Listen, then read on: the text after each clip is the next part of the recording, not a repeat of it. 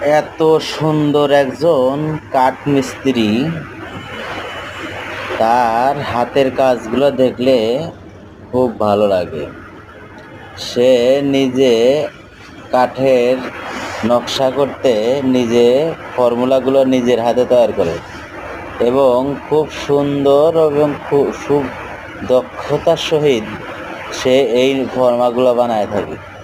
এই নকশাগুলো কাটতে অনেক সুন্দর ব্রেন খাটাতে হয়। দেখেন কিভাবে সে খাটের নকশার ফর্মুলাটা বানাইতেছে।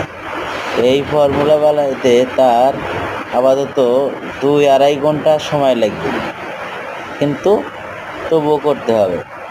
একজন সুন্দর ও সুদক্ষ কাঠমিস্ত্রি না হইলে এরকম আর্টিস্ট করতে পারতো না। এবং সবার ভালোবাসাই কামনা রইল, এই বলে শেষ করি।